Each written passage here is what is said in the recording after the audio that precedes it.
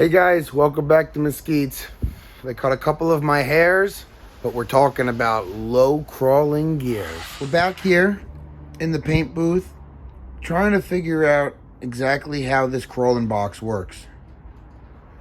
So this is the crawling box, the 2-speed that's offered with Unimog on a couple of its applications, varying throughout its early years. Came off of 401, 404s, the occasional, I guess, 406s as well. They did implement a 4-speed as well as the 2-speed. It's hard enough to get anything. Now, the low range is the same on either the 2 or the 4-speed, so it doesn't really make a difference. I'm looking for that crawling gear, so that's really what's important here. And I would actually take everything apart and show you exactly how I assembled the shifting column into the gearbox. It was just very difficult, and I kind of hesitate to mess around with it. But let me explain exactly what's going on here. So, here's the gear set. It's very simple. They all spin either together in this area of the box or slid over to this side. All the gears shift together using this fork that travels on that rod right there. Okay? And this is actually the rod this is the flange or the bearing case here that actually is stronger in this model because you can tell from the thinner shafts that are on the side of the main gear set. So anyway, that rod in there runs all the way in to a block. And the block has a little divot in it that catches a long shaft that travels in here. And it was hard to line up that clip with the dimple and not ruin this gasket. These gaskets are all intact and they're the proper 1/4 millimeter because it's important that the gears line up properly. So, all right, let's test it out. Very nice. Very nice. Smooth and clean. All right. Well, you know what that means. Looks like it's time to drain the transmission of all the fluid, starting with the drain plug. Once it's down to a slow or no leak, we'll take all 12 bolts off, and then I'll get back to explaining how replacing those bolts are not so simple. 2 of them need to be longer. Fortunately, the French baguette sent me a very nice care package which includes those bolts. So stay tuned.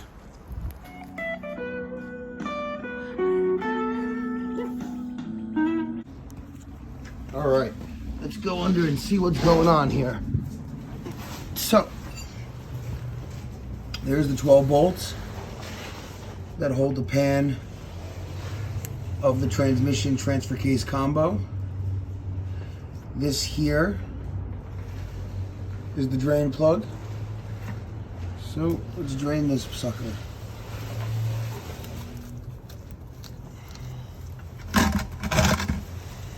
Always seem to have the right equipment, but off by 1 inch and spill it all on the ground.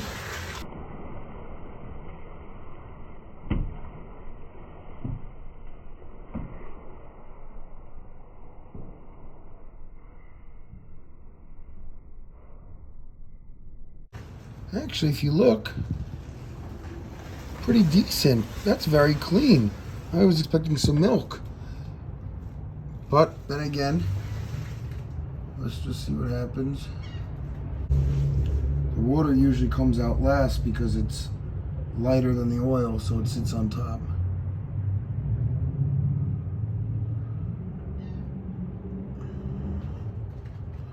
I'm gonna have to get the proper socket and start taking those other 12 bolts off once this slows down. I don't want to make a big mess. We'll let this drain properly.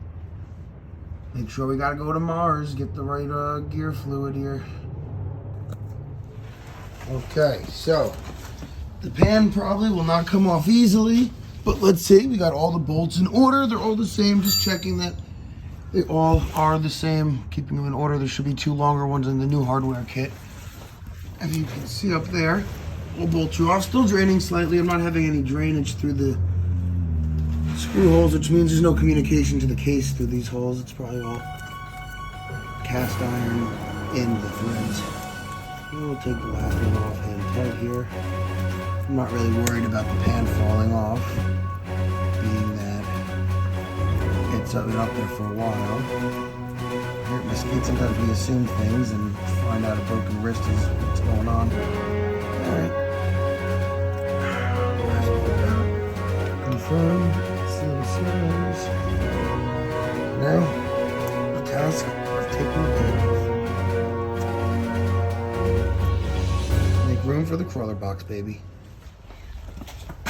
So here, we managed to get the pan off. I was not able to get that on footage. I used a hammer and a screwdriver coming from up here. Just kind of a little whack and boom, it came out. There's no chopped up gasket on there. That's clean metal. And the universal color of all Unimog's internals was that original Unimog red, kind of like a faded out, almost orange sun-blasted red from the 50s. And you'll see this painted on the inside of third members, axle shafts, torque tubes, really whatever the Unimog used. And even I think the outside of the block originally was this color. Still letting all the oil drip out. You can see all these gears, I've inspected them. They're clean, straight, no metal shards. The fluid was actually clean. I thought I had some white milky stuff, some contamination, but it actually looks really good. I may have to drain this back here, that transfer case component. Might actually be a separate chamber, fluid probably is.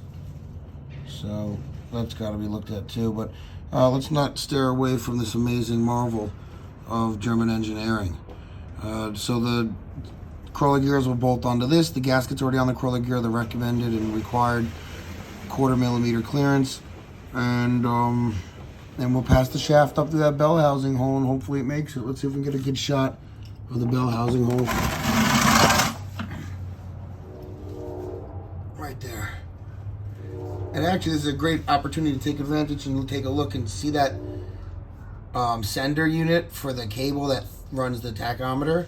That actually has a 90-degree bend adapter, and I can see why now Unimog put that on, because if you are using the shaft, you need it, versus not having the shaft and not needing it. So, unbelievable. That goes right up to the cab. We'll have another shifter before you know it.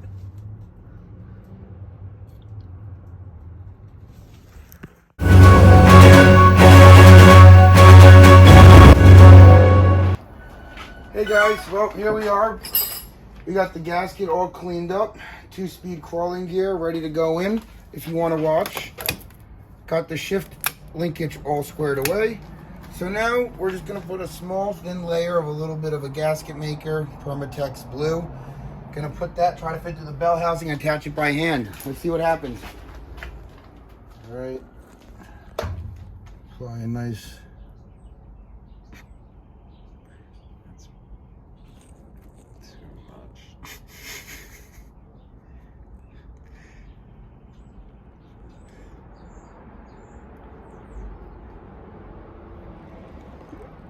Oh, doctor.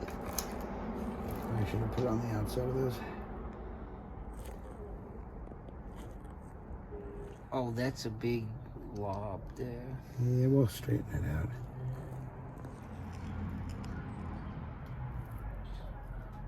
What do you call that there? Concoction. There we go. Let me just straighten this out a little bit.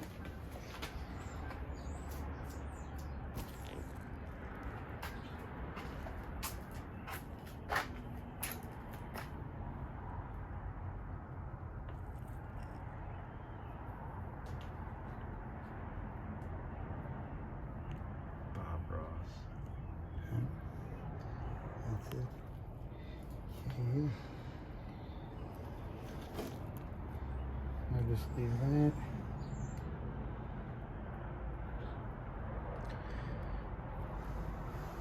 Bob Ross's latest episode. This is called Failure. The Mesquite's Way. Somehow it'll still work. And wherever it leaks from, we'll just, blame it on the Frenchman. You got the French baguette. French baguette. Alright. That's good. Oh, looks like we have company. Oh, who is that? Oh, man. It's a bad time, man. You want to get the fence? You want to get the fence for him? Come in! You want to get the fence for him, dude?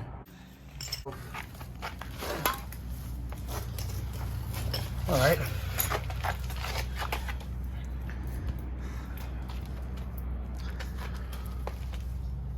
Okay, good to go. Let's see what happens here. This is the first time attaching. Oh, just realized something. Cut the film. Mesquites is shot. I gotta clean the oil off the fucking pan.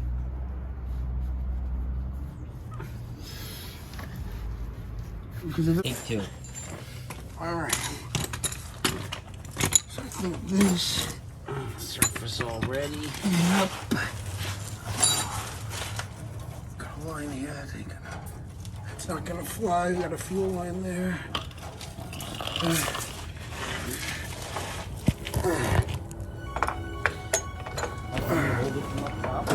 Okay.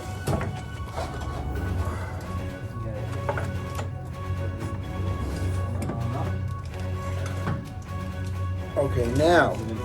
Yes, but you may have to shift it for me to get it in. Can you? You know what? Let me put some bolts in and see if that will hold this. Can you give me the long bolts from the back so I can hold this thing up? I have a feeling the transmission has the forward reverse that I showed you. Remember that one? That forward reverse shifter? They need washers. Yeah, but for now I'm just trying to hold this up. Alright, Quinn. You know what? I'm not gonna mess with that. You see the forward back shifter I was showing you? Can you put it in the middle?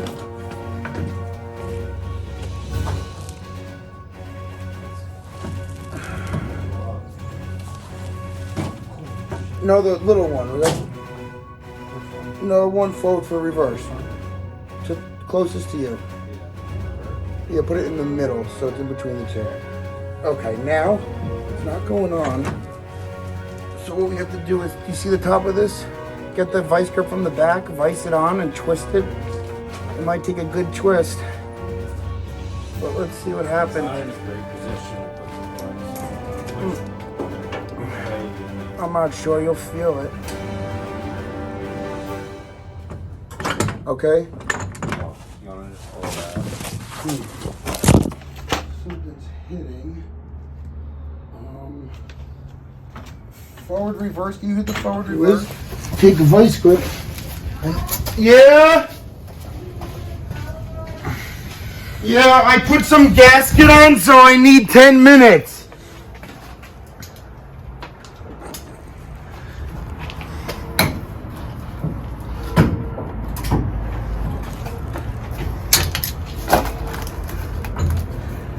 I've done it. It's not so easy as they make it sound. Got it. Here at Mesquite's, there's a lot going on.